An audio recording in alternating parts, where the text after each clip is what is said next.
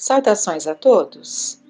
No Evangelho segundo o Espiritismo, nós temos no capítulo Coletânea de Preces Espíritas, Kardec faz um prefácio, abordando o tema obsessão. E ele coloca: a obsessão é a ação persistente de um mau espírito sobre uma pessoa.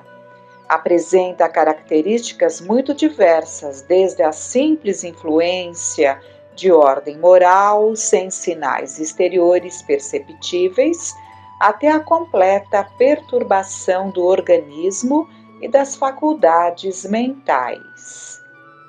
Coloca também: os maus espíritos pululam ao redor da terra em consequência da inferioridade moral dos seus habitantes.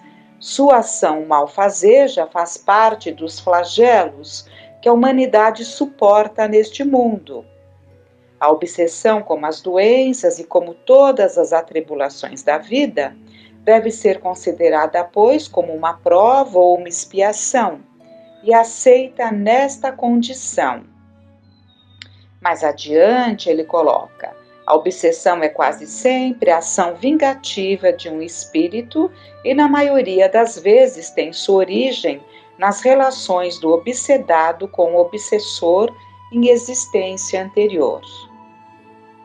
Nos casos de obsessão grave, o obsedado está como envolvido, impregnado por um fluido pernicioso que neutraliza a ação dos fluidos salutares e os repele.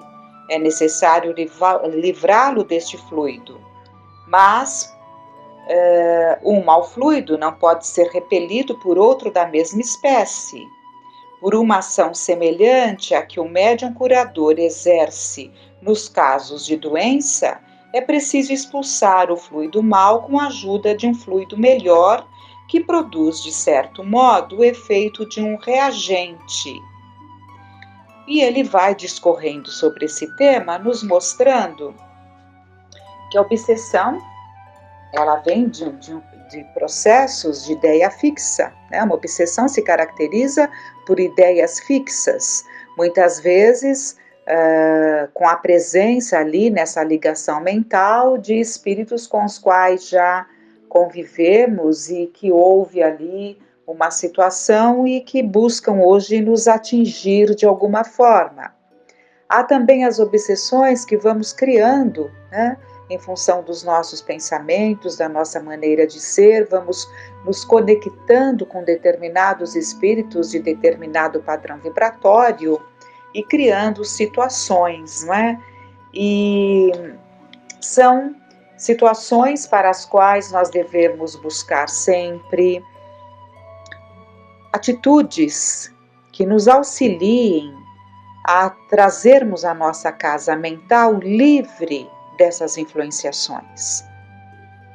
Da melhor forma que pudermos, Temos que lutar pela nossa liberdade de pensar, de discernir, de escolhas, sem permitirmos essas interferências que se fazem quantas vezes tão desgastantes, tão perniciosas, que trazem tanto mal àquele que se encontra nessa situação. E para que tudo fique mais claro para nós, então, vamos pegar no livro Vidas Vazias, a Joana de Ângeles, ela fala sobre intervenções espirituais. Persistindo a vida humana após a morte orgânica, cada espírito prossegue de acordo com os valores acumulados durante a existência encerrada. Todas as fixações mantidas durante a jornada física permanecem comandando o comportamento no além-túmulo, o que constitui a sua felicidade ou a sua desdita, dependendo das fixações que temos. Os laços da afetividade positiva ou negativa, que unem todas as criaturas umas às outras, facultam as vinculações mentais e o convívio após o fenômeno da morte entre os que saíram do corpo e aqueles que nele permanecem.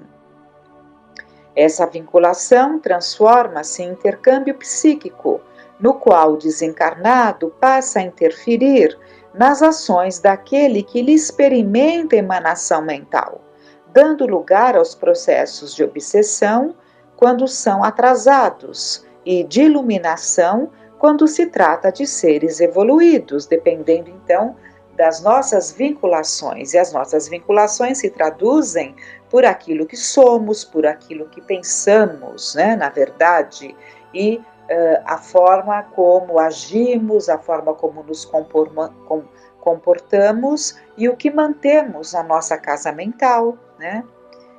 O emérito codificador do Espiritismo constatou essa influência poderosa ao receber a informação dos mentores de que os desencarnados interferem na existência orgânica muito mais do que se pensa. De fato, esse conhecimento dessa interferência, desse compartilhar de forma positiva ou altamente negativa, quantas vezes, foi o Espiritismo, foi a doutrina espírita que nos trouxe, que nos revelou, que nos influenciamos uns aos outros, entre encarnados e desencarnados, né? E ela continua: a lei das afinidades, como é natural, responde por essa ocorrência, por propiciá-la. Aqueles que se identificam nos ideais, aspirações e comportamentos atraem-se e comungam dos mesmos campos energéticos, alimentando-se ou induzindo os cômpares, quer dizer, os semelhantes, né? A subserviência, a dependência enfermiça, com as consequências de perturbações que somatizam e passam a vivenciar no corpo físico, que se desconecta do fluxo saudável da existência. Então, essas situações, né, dessas ligações que vamos nos permitindo, vamos criando essa dependência enfermiça com determinados espíritos que acabam por atingir, inclusive, não só a nossa casa mental, como o nosso corpo físico. De alguma forma, os seres humanos jamais estão a sós. Paulo de Tarso nos falava, não é? Que nós temos uma nuvem de testemunhas ao nosso redor, né? Então, de alguma forma, os seres humanos jamais estão a sós, encontrando-se em perfeita identificação com aqueles desencarnados que lhes são emocional e espiritualmente semelhantes. As vidas se entrelaçam de tal forma que quase ninguém logra existir sem receber essa influência. Considerando-se o estágio inferior em que permanece grande faixa de seres reencarnados, o intercâmbio faz-se dentro da onda mental primária, sem grandes possibilidades de superação, exceto quando se muda de comportamento íntimo. Por isso que Jesus frisava tantas vezes: vá e não peques mais, para que um mal maior não lhe suceda, né? Então, nos alertando quanto temos que tomar conta dos nossos pensamentos, melhorando o nosso comportamento. Então, após uma cura do físico, ele alertava que era preciso que aquele que tinha recebido aquela bênção curasse a sua alma. Toda ascensão de objetivos produz vinculação com seres correspondentes, que passam praticamente a administrar a caminhada terrestre.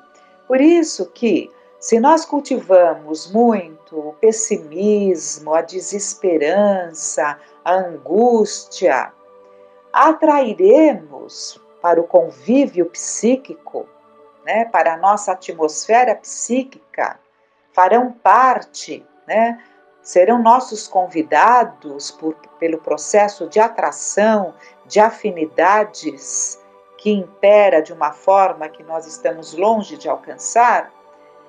Teremos então essa ligação com espíritos angustiados, desesperançados, pessimistas tanto quanto nós, fazendo com que esses nossos sentimentos se potencializem. Da mesma forma, né, se temos pensamentos bons, ideais nobres, vamos alcançando a sintonia com espíritos de condições melhores, né? E desse convívio seremos muito beneficiados. E aprendemos claramente que essa sintonia corre por nossa conta, né? Nós escolhemos como viver, o que pensar, né? Nós escolhemos o rumo que damos aos nossos pensamentos.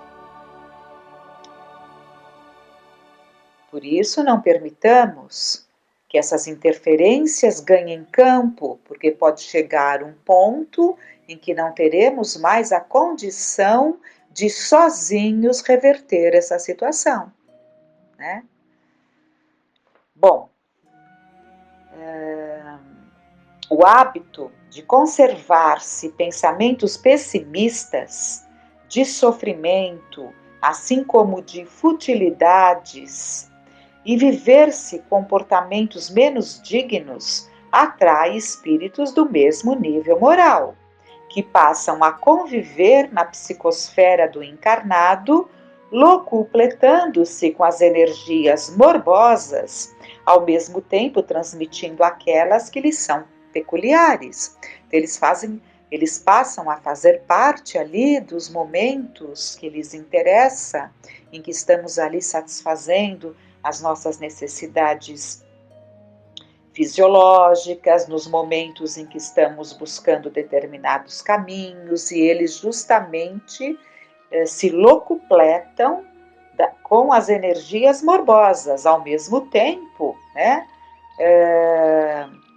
que nós também transmitimos aquelas que nos são peculiares. Como consequência, o intercâmbio inconsciente entre os seres de ambas as regiões vibratórias faz-se natural tão constante que o desencarnado imiscuiu-se no psiquismo daquele que se lhe torna vítima, qual ocorre como quaisquer tipos de parasita. Aí nós temos o hospedeiro, que é aquele que hospeda o parasita, né? E quantas vezes se compraz com essa presença, nessa forma doentia de ser, né? O invasor nutre-se do cavalo, o cavalo está aqui em itálico, né? Para que entendamos a linguagem figurada.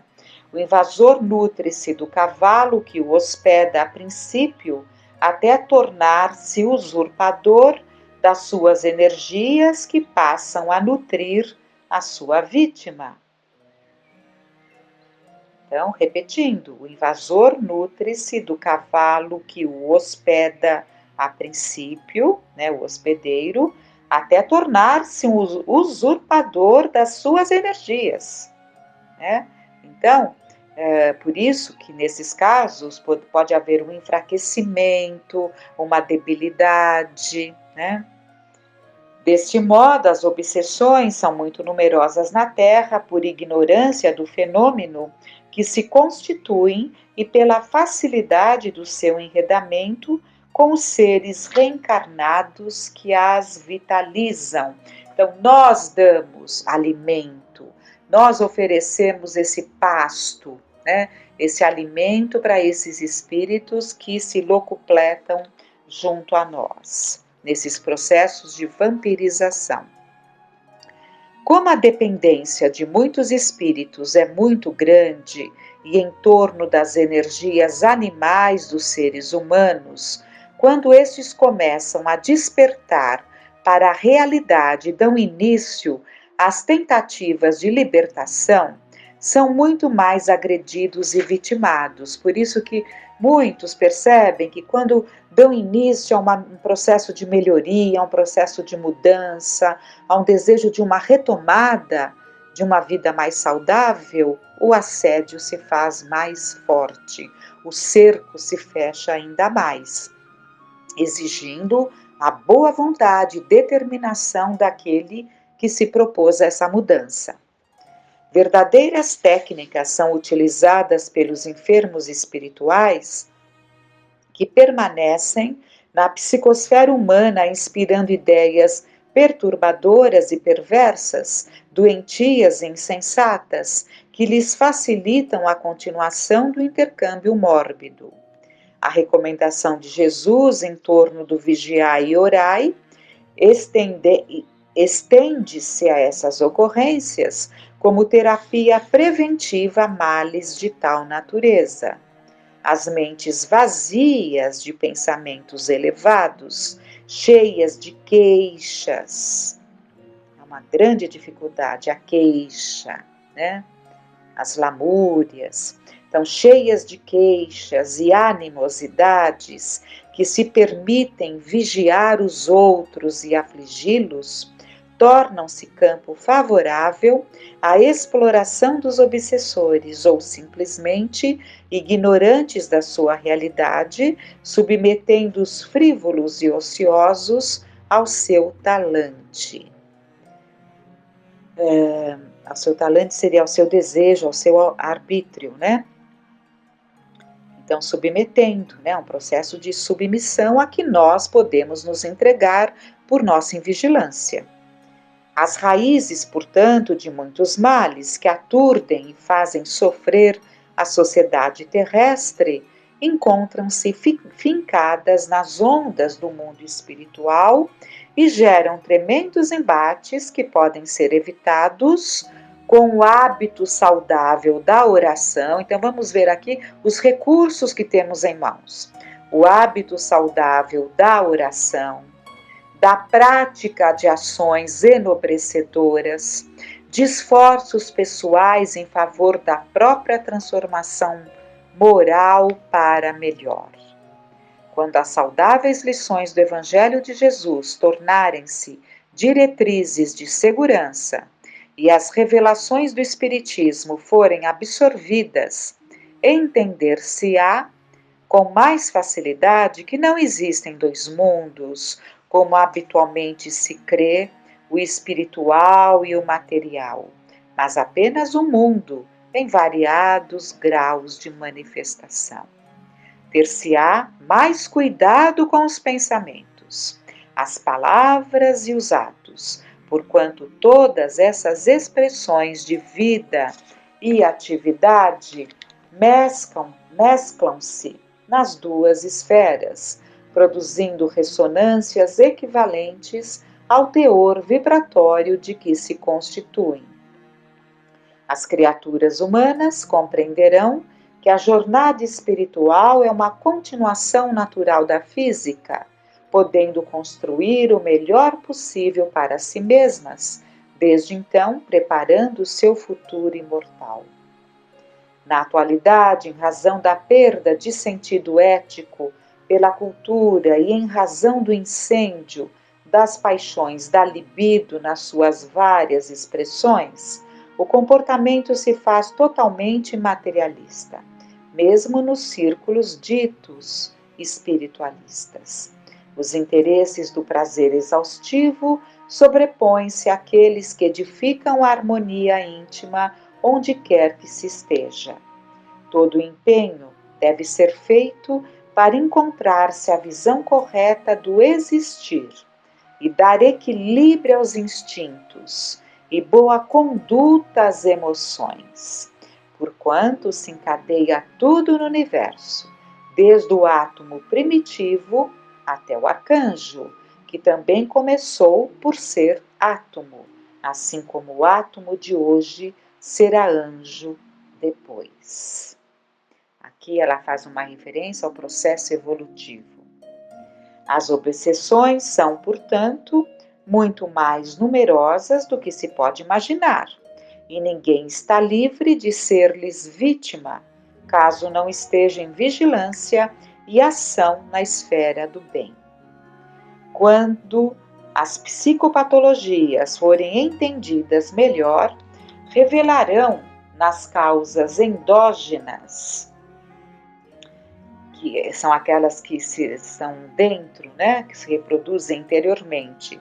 Então, quando as psicopatologias forem entendidas melhor, revelarão as causas endógenas das doenças mentais e psicológicas, a presença do ser imortal desencarnado, influenciando com força aqueles que se encontram mergulhados no vaso carnal.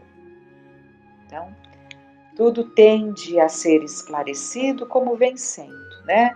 E cada vez mais será claro essas interferências, essas presenças que trazem ali situações de doenças mentais e psicológicas, né?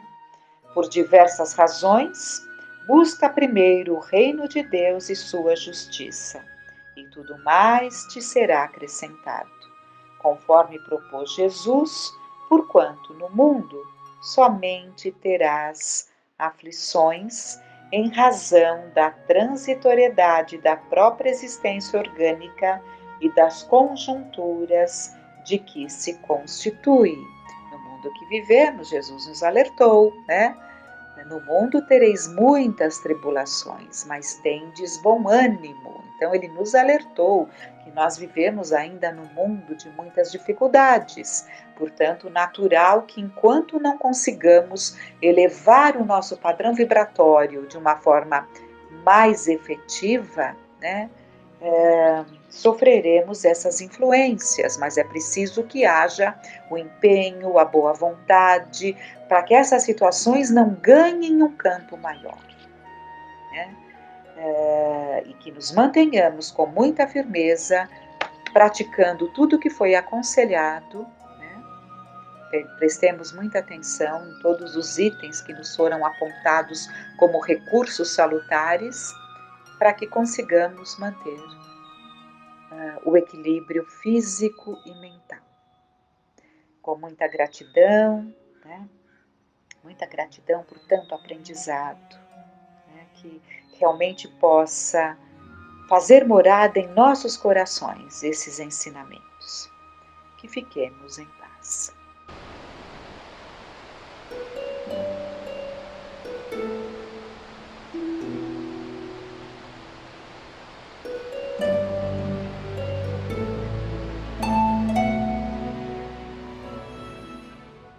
Olá a todos, nós hoje trouxemos do livro Boa Nova, que é um livro que tem a psicografia do Chico Xavier pelo espírito Humberto de Campos, né, o irmão X.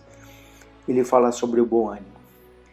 Ele fala a respeito de Bartolomeu, que era um dos apóstolos ali, um dos discípulos mais dedicados, porém inúmeras vezes ele tinha ali, trazia uma tristeza dentro dele, né?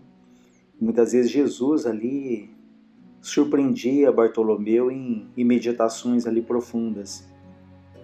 E houve um momento em que teve a oportunidade de uma conversa ali a sós com Jesus, né? Em que Bartolomeu diz ao Cristo: Mestre, eu não saberia nunca explicar-vos o porquê das minhas tristezas amargurosas.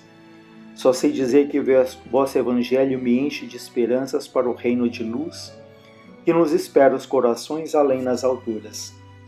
Quando esclarecesses que o vosso reino não é deste mundo, experimentei uma nova coragem para atravessar as misérias do caminho da terra, pois aqui o selo do mal parece obscurecer as coisas mais puras. Por toda parte é o triunfo do crime, é o jogo das ambições, é a colheita dos desenganos. A voz do apóstolo se tornara quase abafada pelas lágrimas. Todavia, Jesus o olhou brandamente e lhe falou com serenidade: Bartolomeu, a nossa doutrina entretanto é do Evangelho, ou da Boa Nova. E já vistes uma boa notícia não produzir alegria? Fazes bem, conservando a tua esperança diante dos novos ensinamentos. Mas tudo o que eu quero é acender o bom ânimo no espírito dos meus discípulos. Se eu já tive a ocasião de ensinar que o meu reino ainda não é deste mundo, isso não quer dizer que eu despreze o trabalho de estendê-lo um dia aos corações que lutam na terra. Achas então que eu teria vindo a este mundo sem essa certeza confortadora? O Evangelho terá de florescer primeiramente na alma das criaturas antes de frutificar para o espírito dos povos. No entanto, venho de meu Pai cheio de fortaleza e confiança, e a minha mensagem há de proporcionar grande júbilo a todos aqueles que a receberem de coração. Então, nesse primeiro momento, Jesus diz a Bartolomeu que a mensagem do Evangelho, a própria tradução já diz, Evangelho é a Boa Nova, deve trazer a todos nós, deveria trazer a ele de fato, essa alegria, essa esperança, e que isso de fato se realizaria ao longo dos tempos, mas para que isso se solidificasse no espírito dos povos, teria que começar no coração de cada um. Então é um ensinamento bem interessante, porque nós desejamos a paz do mundo, queremos um mundo mais fraterno, menos violento, mais solidário. No entanto, o mundo que é a soma dos esforços de cada um de nós. Então, se eu anseio por isso, se eu desejo a paz no mundo, a paz no meu trabalho, a paz na minha família, isso deve ser começar por um trabalho individual, porque isso tem um efeito multiplicador.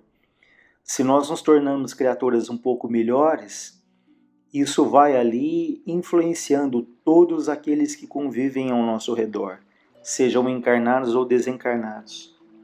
Então, quando pensarmos, eu quero que a paz no mundo ela se construa, ela se faça presente e firme, devemos nos perguntar o que temos feito, o que eu posso fazer, ainda que pequeno, ainda que dando os primeiros passos, para contribuir para que isso aconteça.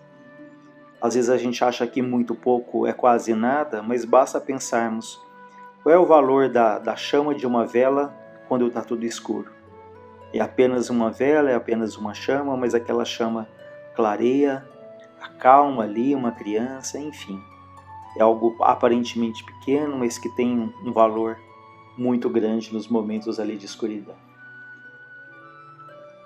E Jesus continua dizendo: a vida terrestre é uma estrada prodigiosa que conduz aos braços amorosos de Deus. O trabalho é a marcha, a luta comum é a caminhada de cada dia. Os instantes deliciosos da manhã e as horas noturnas de serenidade são pontos de repouso. Olha que interessante, Que os instantes da manhã ou o final do dia, as horas ali, como ele diz, as horas noturnas de serenidade são pontos de repouso. Então devemos nos atentar muito a isso, para que os nossos primeiros pensamentos de manhã, eles sejam, nós possamos agradecer, abençoar, como diz André Luiz, abençoa a vida para que a vida te abençoe.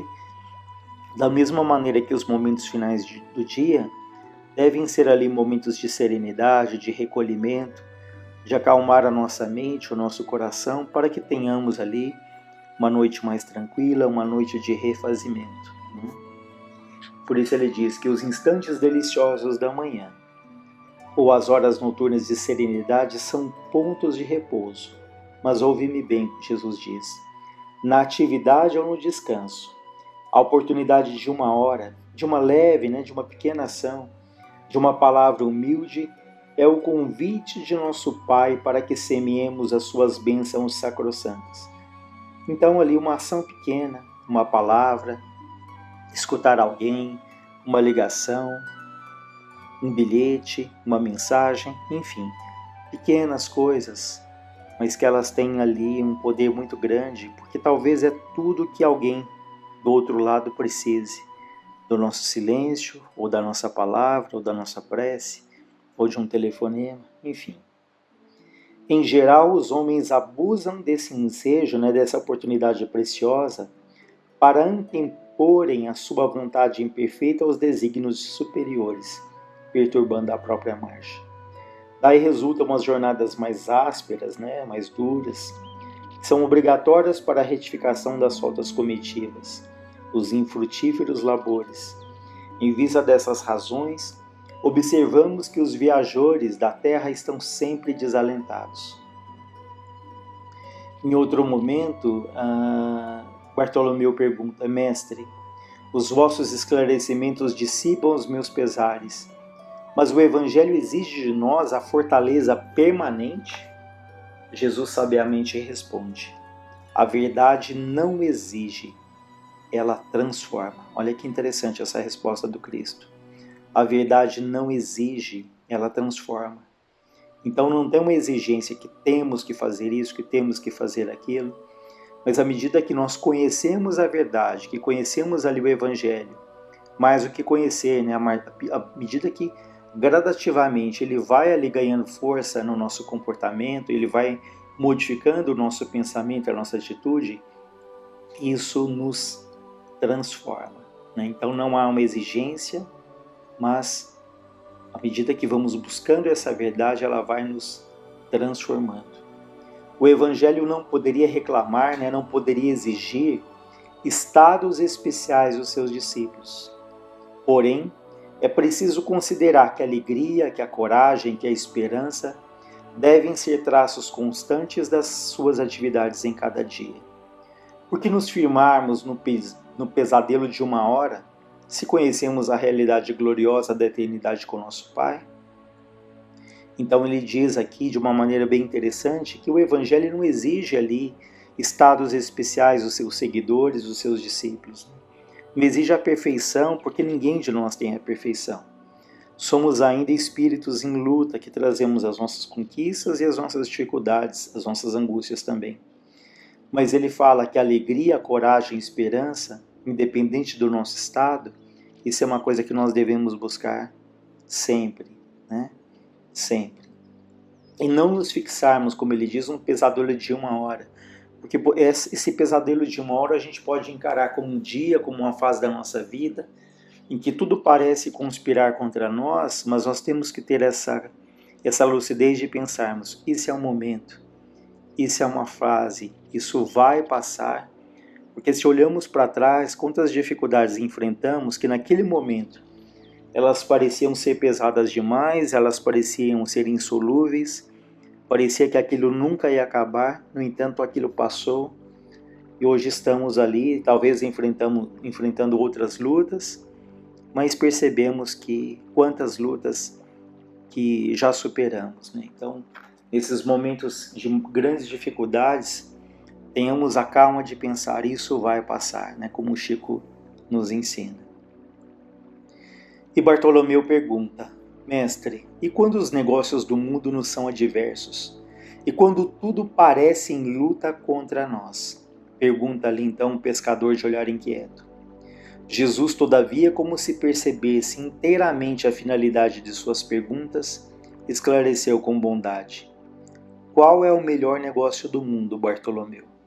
Será a aventura, né, a alegria que se efetua a peso de ouro, muitas vezes amordaçando-se o coração e a consciência, para aumentar as preocupações da vida material? Ou será a iluminação definitiva da alma para Deus, que se realiza somente pela boa vontade do homem, que deseja marchar para o seu amor? Por entre as luzes do caminho, ele pergunta para Bartolomeu, não será a diversidade nos negócios do mundo, né, as frustrações nos negócios materiais, um convite para a criatura semear com mais amor, um apelo indireto que arranque as ilusões da terra para as verdades do reino de Deus?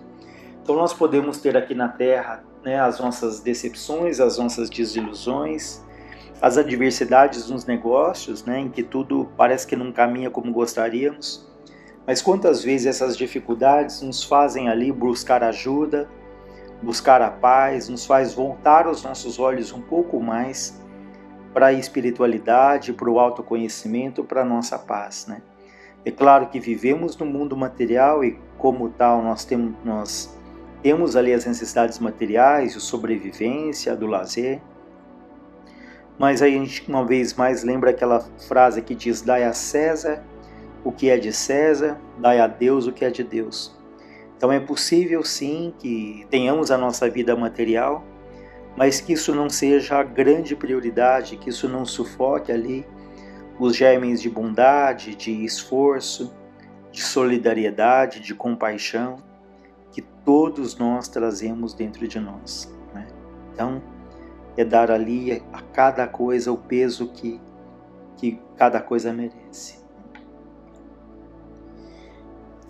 Então fica aí para a gente refletir ali nesses pontos tão importantes, né? O texto se alonga um pouco mais, mas pensarmos, né, o que temos feito, mas acima de tudo, cultivarmos ali esse bom ânimo, né? Essa certeza de que nós estamos aqui para vencermos as nossas lutas, porque por vezes nos perguntamos, até quando? Até quando eu vou permanecer ali com talvez com esse desânimo, com essa falta de fé, que parece que nada dá certo, que parece que o mundo está um caos, né? Mas temos passado ali por grandes transformações, e se de fato muitas dificuldades nos surgem, isso já estava previsto. De outro lado, nós nunca vimos tantas pessoas buscando a espiritualidade, nunca vimos tantas pessoas se engajando ali nos trabalhos sociais, né? Essa preocupação com a própria natureza, o respeito aos animais, né? Crianças aí nascendo com essa lucidez muito grande que a gente se pergunta, onde esse menino aprendeu isso?